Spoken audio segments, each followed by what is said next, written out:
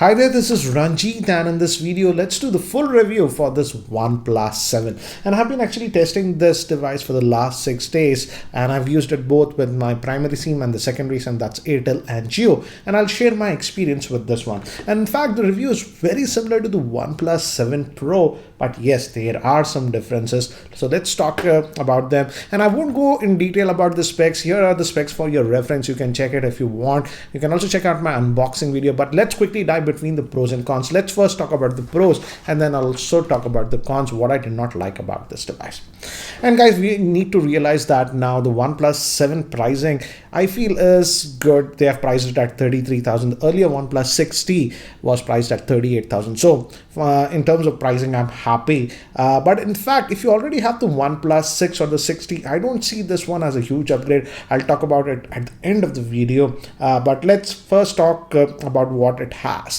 And now this one also has the 6.4-inch AMOLED screen. It's not a Quad HD screen, it's a Full HD plus screen, but the screen quality is good and I do not have any issues with the same. It's a normal 60 Hz screen that we have seen in earlier OnePlus devices. In fact, I would say the screen is almost identical to the OnePlus 6T. In fact, in terms of looks, if you look at this, you might mistake it for the OnePlus 6T. Good thing is that it has Gorilla Glass, and guys, I like the fact that if you have noticed my OnePlus 6T review that I had posted earlier, from this bottom edge on the OnePlus 6T, it was scratching quite a bit after a couple of days of usage, but on this OnePlus 7 I haven't noticed anything like that, and I'm using it without any case. That's the same thing that I've noticed even with this OnePlus 7 Pro. So I don't know what they did, but simply it's just not scratching the screen that much. So good to have that one.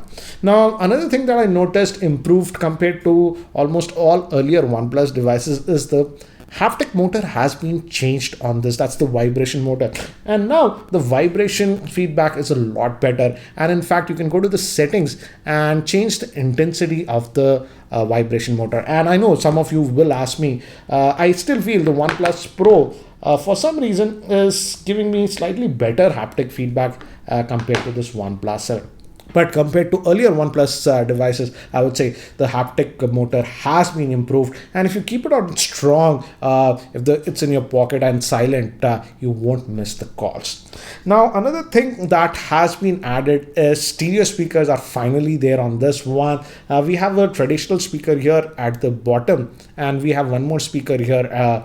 The earpiece actually acts as a speaker. And in terms of stereo effect, yes, it is there, but I would say you don't get that depth effect that you generally get with most of the other phones that have a proper stereo speaker. And also that stereo separation is not that great, I would say. So technically, yes, the stereo speaker is there, but it's just okay, I would say. It's not great. And in terms of loudness, it is okay, but not among the loudest that we have seen from stereo speakers. Now coming to the earpiece quality, the earpiece quality is really good. When you are in a good network, the calls are very crystal clear, and I didn't have any problems with this. I also took some calls with the speaker phone, and I did not have any problems. But as I've told you, with the speaker phone, I felt that the maximum volume could have been slightly better, but it's not a deal breaker, guys. I also tested this one with the Google Maps for GPS navigation. I did not have any problems, and I also tested it with Android Auto in my car, and that also worked perfectly. Now moving to another important thing is, again, this is a smartphone, guys, so we take a lot of calls. I do still make a lot of traditional voice calls for my business and stuff, and I tested here with Airtel and Jio, and I would say in terms of cellular network reception, it's okay, but not among the best. Again, if you guys have been following me, you know that this room is sort of soundproof, and Airtel signal is sort of pretty weak in this area. And with some of the phones, I would say 30% of the phones, I can even take calls here in this room with Airtel. But with this one, yes, I could take a call, but it used to get disconnected quite a bit, and many people complained when I was taking calls in this area. So if you are in an area with very low network reception, the reception is just okay but not that great. But with Geo, I did not have a problem. Now, one more thing that I've seen a huge improvement is that with the OnePlus 60, they introduced the in-display fingerprint scanner, but on this one, they have made it really fast. In fact, I would say this is almost as fast as the OnePlus 7 Pro. It's really, really fast, the in-display fingerprint scanner. So that's a huge improvement in my opinion. As you can see, it just works almost every time. It is now blazingly fast.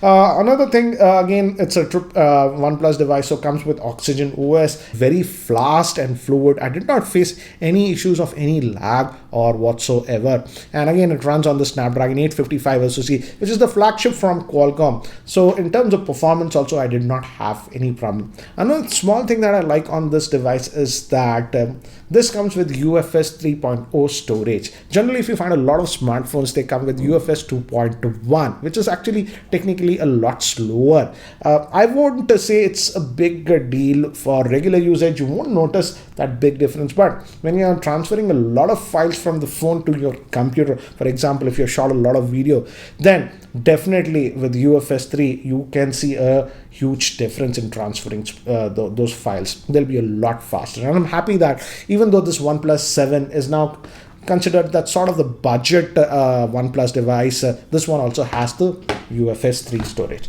Moving to RAM management, again, this is the 8GB RAM variant that I'm testing, and I did not have any issues of RAM management. So RAM management is not an issue on this phone. It still comes with the dash fast charger, which is the fast charger that you have seen with earlier OnePlus devices. So again, I don't have a problem with it, but again, it does not get that rapid charging. Now, moving to the battery, it has a 3700 milliamp hour battery, and it's paired with the Snapdragon 855 SoC, which is based on 10 nanometer process.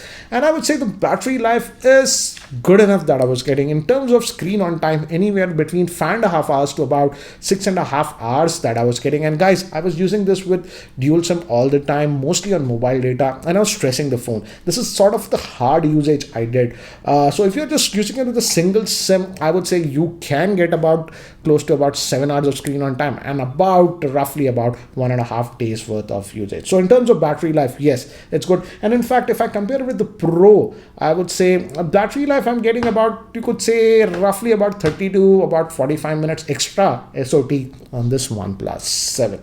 Now let's talk about the cameras. The rear facing cameras have been improved hugely, I would say. Now it comes with the Sony 48 megapixel main sensor, and the secondary is a depth. And as you can see from the sample shots, the pictures that I got were actually really good. And I also did some comparison with the OnePlus 7 Pro. In fact, I would say it's identical to the OnePlus 7 Pro. Obviously, yes, it does not have that optical zoom and wide angle lens, but the camera performance, as you can see with the sample shots, was good. Even when you move to indoor lighting conditions, the skin tones were produced really well on this one. And in fact, I like the portrait mode. It does not zoom in like the Pro, and as you can see, even with the portrait mode and shots taken in indoor lighting conditions, it did a good job. Now moving to the front facing camera, it's a 16 megapixel front facing camera, and here also I would say the front facing camera performance is actually really good. And as it's a fixed front facing camera with that drop down notch design, if you use that face unlocking, it works really fast on this one.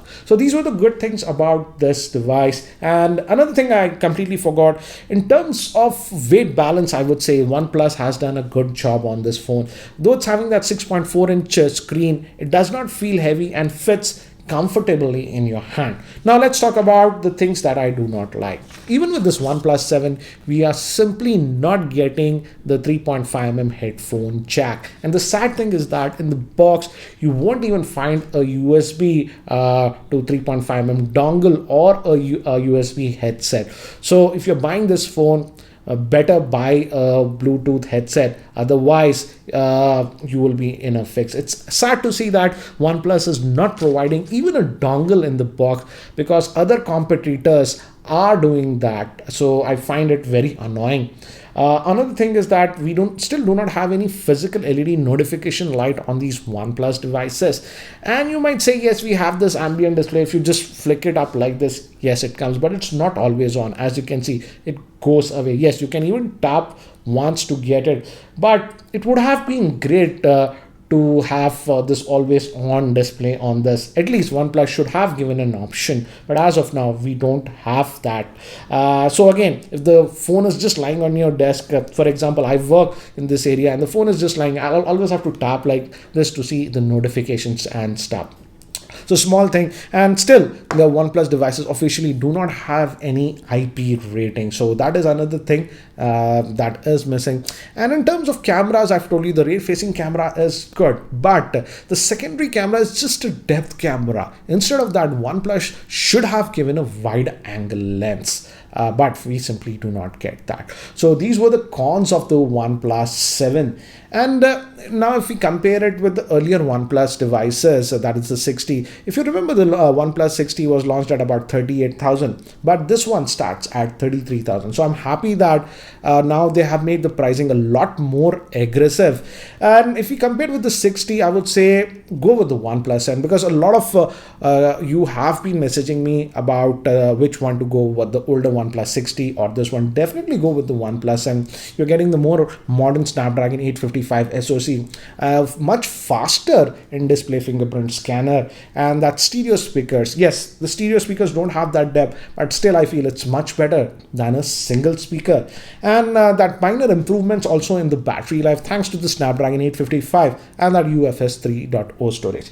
Now talking about the competition, I would say the competition is heating up a lot in this value flagship segments, and now I feel the nearest competitors to this OnePlus 7 might be the Zenfone 6. The Zenfone 6 is launching in India around 3rd week of June, so we'll know the pricing, but I expect it to be very closely priced to this one. And now we also have the Redmi K20 Pro that also would be launching in India, and Honor is also going to be launching the Honor 20 Pro or something like that. So again, the competition is heating up, but still I would say one thing that differentiates OnePlus devices is Oxygen OS, and I'm really happy to say that OnePlus is actually adding a lot of new features in the Oxygen OS. In fact, I might make a different video if you guys want. They have added actually next update might come with some new features that are specific to India for Oxygen OS. And many of you have also asked me to compare it with this elder brother, that's the OnePlus 7 Pro. So I'm working on that video, guys. So again, in the next couple of days, or hopefully by early next week, I'll try to post that video. Is the OnePlus 7 better for you or the OnePlus 7 Pro? So guys, that was my review of this OnePlus 7.